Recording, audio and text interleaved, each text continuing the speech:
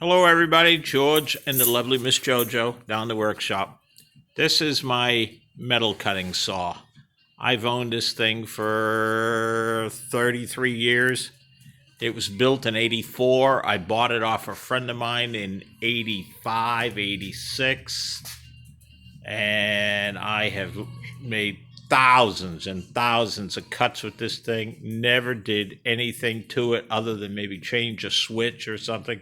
It's been great. However, lately my blade's been popping off. And I'm going to hand the phone to Miss Jojo here.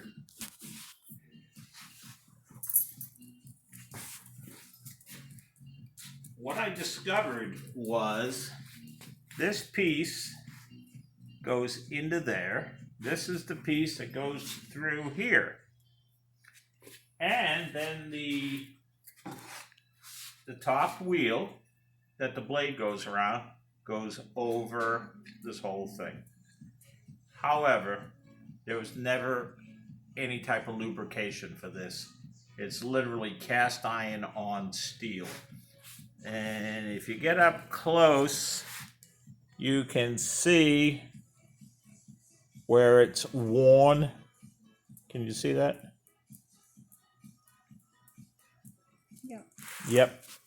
So the problem is I could take a piece of round stock and I could have turned it this size on my lathe and drilled a hole in there and all that for the roll pin. But the problem is this cast iron wheel that has no bushing in it to replace was worn oval. It was horrible. And I'm thinking, how can I fix this? The machine is made in China. The machine is 34 years old or so. You're not going to find a part. I've heard people go, oh, it's the same machine as the Harbor Freight machine. It's the same machine as the Enco machine. Well, it might have been the same as those machines 30 years ago. I can't even find a part number, let alone a part. So what I did was, I took this block, put it on my milling machine, drilled all the way down through it, took a 5/8 tap, tapped it all the way through.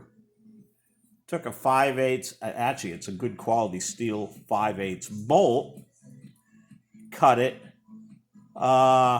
drilled it, tapped it. Now this is going to thread all the way into there with some thread locker. Let me do that.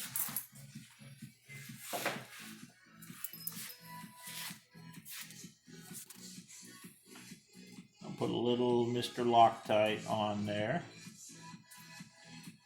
Or maybe a little more than a little.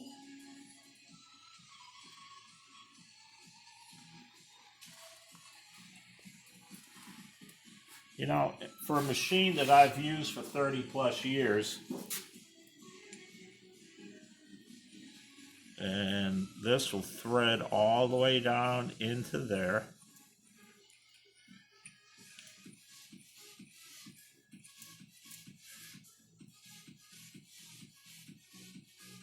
All right, it starts getting a little harder.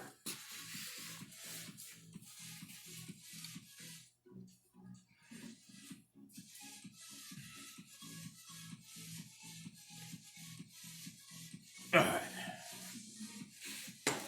Also, what I did was when I had it in the lathe, I cut a bunch of little grooves in it. Can you see the little grooves I've cut? Let's see how I can get. Yep, There we see go. those little lines, those are little grooves. What I also did was,